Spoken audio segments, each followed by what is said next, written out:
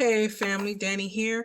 Today we're going to talk about, it's going to be a Spider-Man double feature. We're going to kind of do a compare and contrast because there's different things going on in Ultimate Spider-Man 2 than what's going on in Gang War 45. I mean, these are two different Peter Parkers. So let's take this Peter Parker first. Let's start out with him. Where is he? Well, we know that there's the Maker, and he has a council. Basically, they have taken over the world and kind of divided it into little pieces amongst themselves and kind of amongst, like, I guess you could say, for lack of a better word, overseers, like different people that they said, okay, we'll give you this, we'll give you that. One of those, which is Wilson Fisk, but we'll get into that in a moment. But we know that he stopped Peter from getting bit by the radioactive spider. We know that there are a lot of all the heroes. They've killed some. They have captured some. You know, they have some under their control, and some are just, stagnant because, they didn't know. He stopped them from, being who they are. And Peter Parker is one of those people that he stopped. So we know that Tony Stark approached him but kind of through a kind of like message, and let him know about this and said, do you want this life? This is the life we were supposed to have. Do you want to, take it? And he agrees to take it. So at this point in the game, we know it has literally been 1 month, and he is getting used to having speed, agility, and increased appetite. And again, this is not this Peter Parker from Gang War, Amazing Spider-Man, who he's been Spider-Man since he, was a young man in high school. This is a fully grown man, a 30 who is married, has 2 kids, and so now he's got all this energy and everything, and he feels alive. And he's not. It's kind of funny because he gets outsmarted by a criminal more than once, and he's just kind of getting his bearing here. We also have an Uncle Ben who's alive, and he was working at the Daily Planet, but not anymore. Him and Jay Jonah quit after, Wilson Fisk basically commandeered the paper and did not like the coverage of the so-called tragedy. Well, not so-called tragedy, but the tragedy that was blamed on Tony Stark that wasn't him.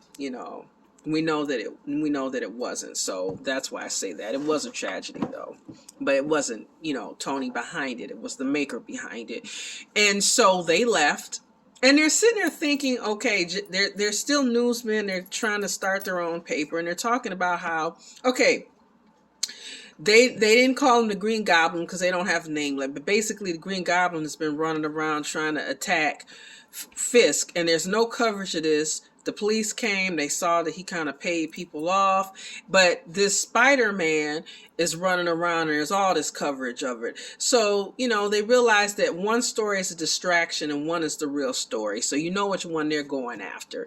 And we know that the Green Goblin has seen Spider-Man in action because we get a scene when he gets kind of outsmarted and we see the Green Goblin observing him, And so, like I said, he's getting used to it. This is not confident. I know how to land. I know, I have control of everything. No, he doesn't. He's getting it. This is kind of more like Tom Holland, but an older Tom Holland, So, it's a lot. And he comes home one day and he's really tired and he wants to, quit, and he's contemplating this and he's eating some ice cream, and who should see him? And we get this little cute scene where his daughter May catches him and he kind of blackmails her into secrecy. So it's kind of super cute. And he, like I said, he's looking at the price of what he's, of what this is going to have on his life, because this other Peter Parker, that when we'll talk about that, he didn't have a choice. This one did. So from now on, anything he does, there may be regret. He's going to feel the pressure because he didn't really have any, like like I said, we'll get more into that. But now the stakes are really high, and he knows that he went into this willingly. You know, it wasn't like this was beyond his control. This is just him willingly making the choice. So that makes the crown a little bit heavier. But when it's only a month that we see that he wants to quit.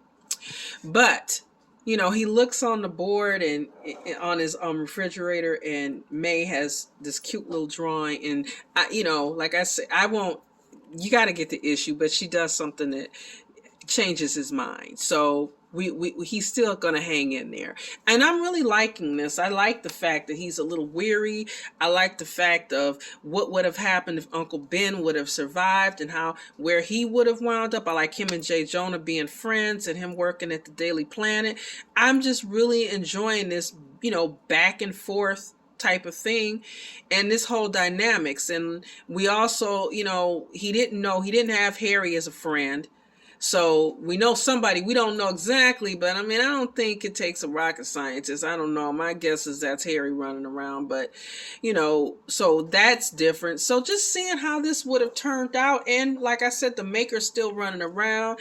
You know, we know we've got Ultimate Black Panther, we've got Ultimate X-Men that came out, and we're going to have an Ultimates. It's going to even include more characters. So we know he has done this all over the world. He also has one of his minions visit Wilson Fisk and basically kind of shake him up and say, look, you know what, we're watching you. We see that things are kind of being turned upside down by this person running around.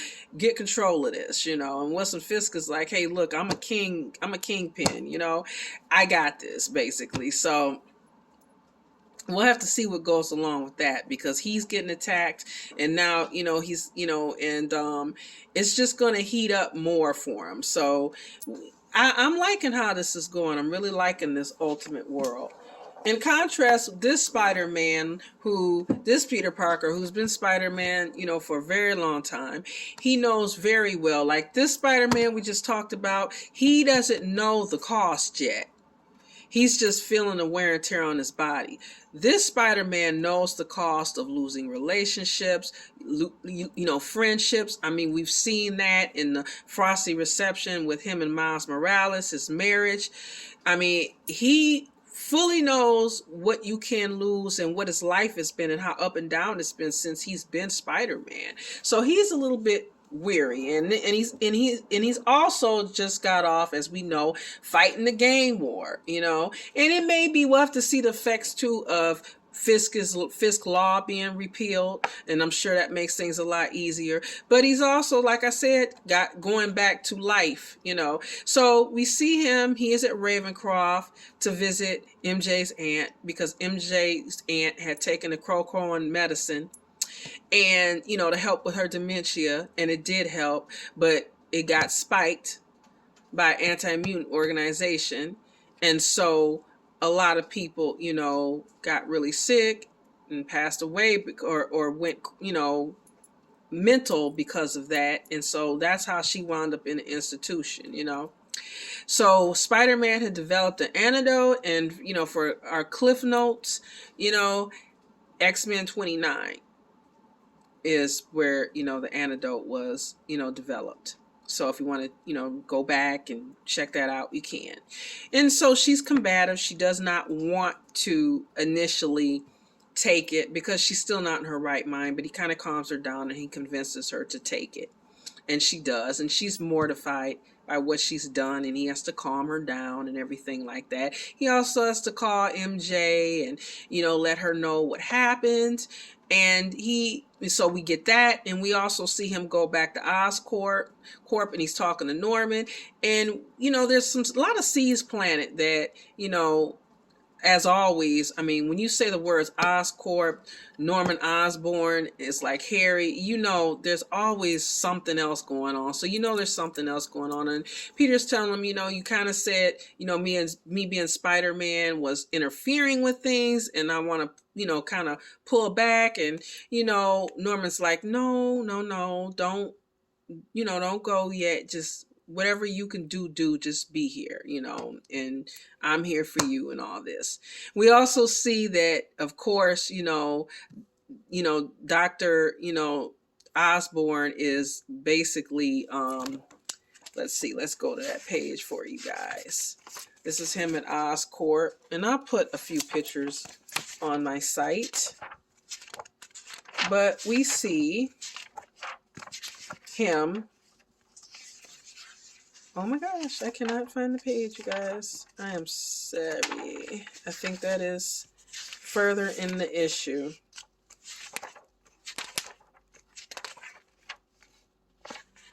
Well, I was going to show you that picture. I'm going to have to find it for you. Anyway, as I'm finding this, these are little things that happen sometimes, you know. So thank you guys for having patience with me. I do want to show you guys this. That is like a little shout out to Peach Momoko, who did the artwork for Ultimate X-Men, which I really, really, really enjoyed. I'm sorry, and I said Dr. Osborne, Dr. Connors. How could I not? How could I?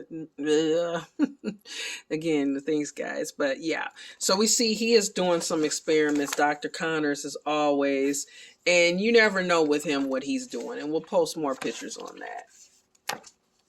So he meets up with MJ, and there's this kind of awkward moment where they have to change, you know, because they're both in their little superhero outfits and, you know, kind of checking each other out. And so they get there and they visit, you know, her aunt, and, you know, they're trying to talk about the pathway to getting her released because she's okay now. And he sees Sandman. And so when he sees Sandman, they start this conversation. And it's going okay, but when he mentions that he knows Spider-Man, Peter Parker mentions that, he becomes very agitated. And, you know, Sandman kind of transforms, and then he kind of goes back to himself like he does, and he apologizes for it. He says, you know, you need to tell Spider-Man, give him a message that, you know, they want him out, you know, and me too. So he kind of has this warning. And we also see that there's an old villain on the rise as well, you know, that's coming back. So I like this issue.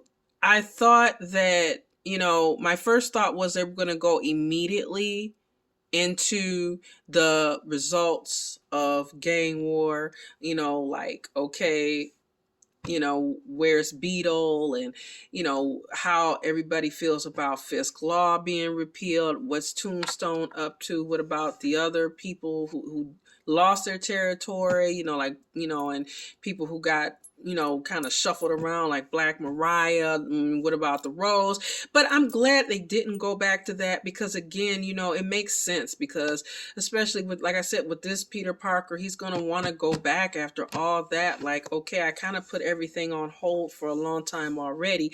So it makes sense for him to go back to some kind of normalcy. You know, I know that'll never happen, but you guys know what I mean. It just makes sense. And that's why I thought it was good. I thought after I started reading it, like I said, the first couple pages, I'm kind of like, well, I thought that they would immediately go back to that. But then as it went on, I'm like, okay, this makes sense that he would do that. I mean, anybody would want a breather behind all that, because you know that these breathers, they come and go, they fluctuate, they ebb, and a lot of times most times, you know, they don't get that long of a chance. You know, your Bruce Waynes, your Peter Parkers, your Diana Princes, they don't get long periods of this. So, and even then, this is something that he's coming to fix. He's literally in an institution for the criminally insane, you know, sneaking in to give an antidote to somebody who's agitated, there's, you know, it's related to someone he cares about, so he can get her out of there.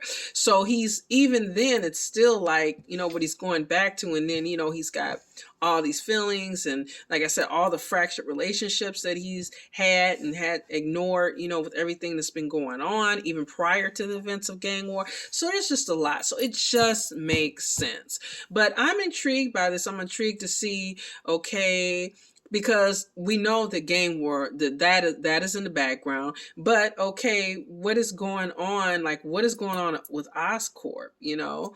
And so, and we know whenever that when, like I said, whenever you hear that name, that company, you know there's always something. So I'm really, like I said, really enjoying everything that's been going on with Spider-Man. I've been a Spider-Man fan since forever. I think I've mentioned that my first comics, were Spider-Man. I remember walking out of the comic book stores. My grandfather was for Spider-Man comics, and that was all I had, only Spider-Man. So it's just always been a character that I really have enjoyed, and I just think like I know there's been controversial runs, but I've never kind of really had too many that I didn't like, and I'm really liking what's happening, and I'm looking forward to Web of Spider-Man to get those little seeds of even more things that are going to be happening. So it's just a lot of excitement. Let me know what you guys think. Like and subscribe as always, and stay different. Talk to you guys soon. Bye.